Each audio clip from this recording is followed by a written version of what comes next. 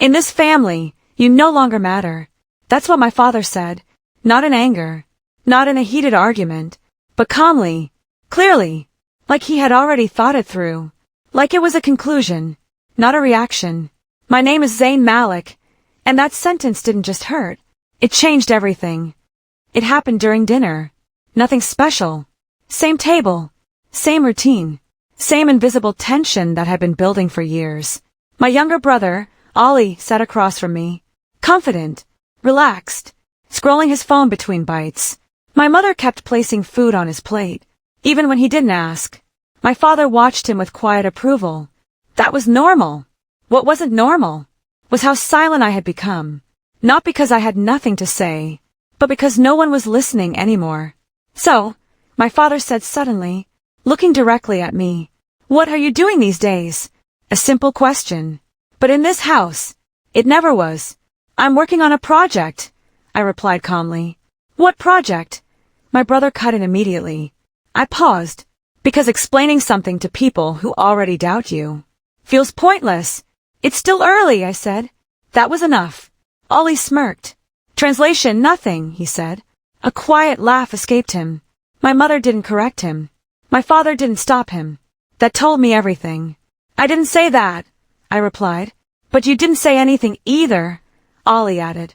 And just like that, the tone shifted, from conversation to judgment. My father leaned back slightly, hands folded, observing.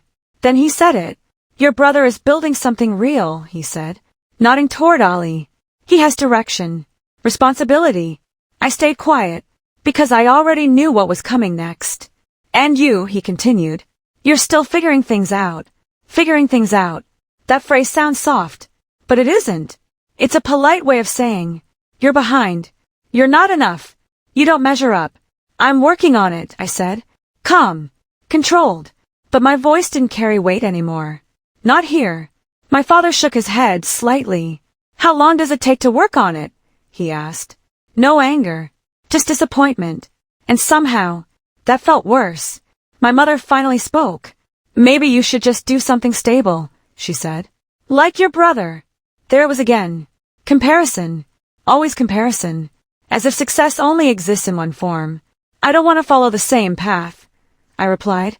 Ollie laughed again. "Of course you don't," he said. "That would require effort." I looked at him. Really looked at him. And for the first time, I didn't feel anger. I felt clarity. Because this wasn't about misunderstanding anymore. This was about value. And in this house, mine had dropped to 0. My father placed his hand on the table. Firm. Final. "Enough," he said. The room went quiet. Then he looked at me, not as a father, but as someone making a decision. "In this family," he said slowly, "people contribute." I didn't respond. I just waited, because I knew he wasn't finished. "You don't," he continued. Silence. Heavy. Unavoidable. "And if that doesn't change," he added, "then you need to understand something clearly." I felt it before he said it. That shift. That line. That moment you don't come back from. "In this family," he said, holding my gaze, "you no longer matter." No one reacted. Not my mother. Not my brother. Because to them, it made sense.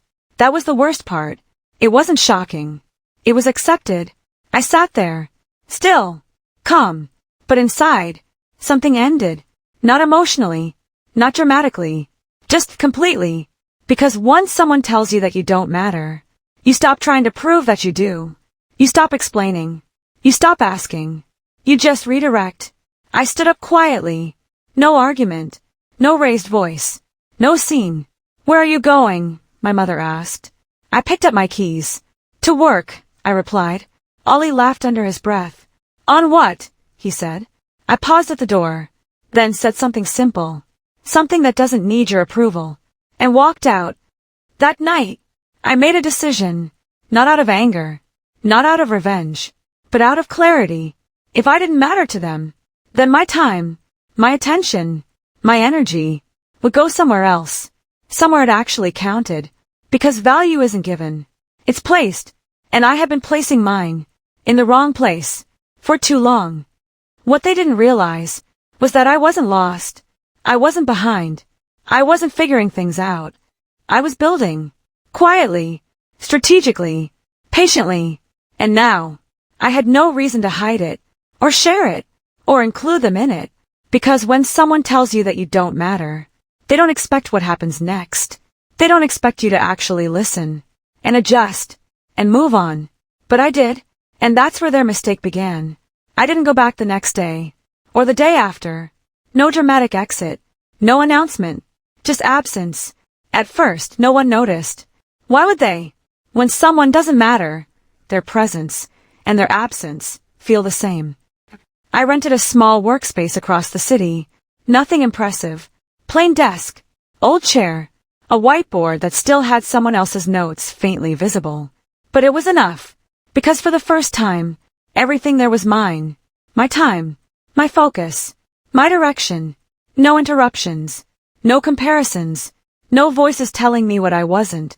Only one question. What am I building? And for the first time, I answered it fully. Days turned into weeks, weeks into months. Routine replaced doubt. Discipline replaced noise. I stopped explaining things. Stopped posting. Stopped updating anyone. Because progress doesn't need witnesses.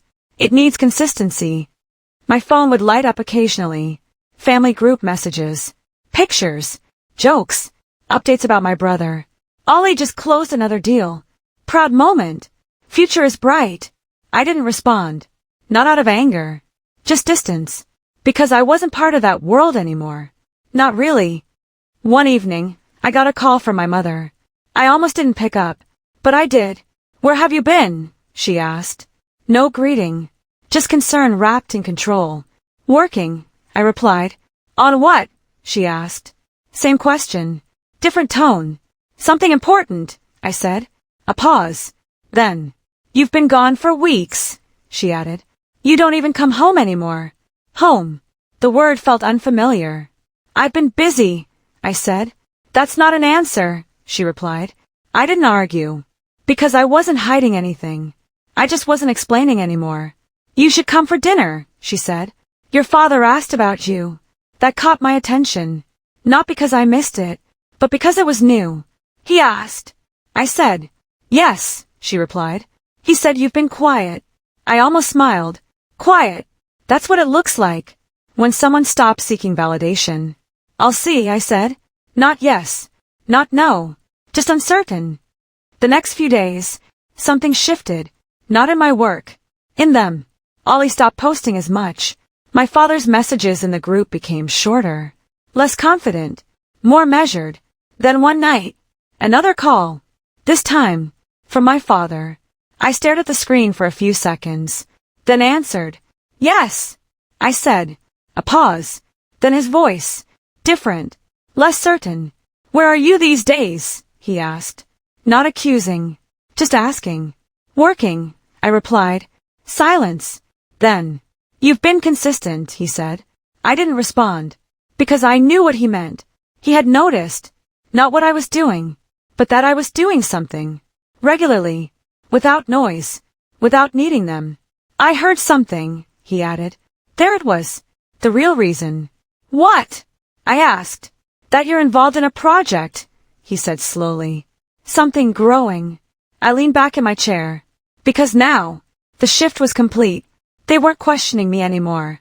They were trying to understand. It's moving, I said. That's all you're going to say, he asked. Yes. A pause. Longer this time.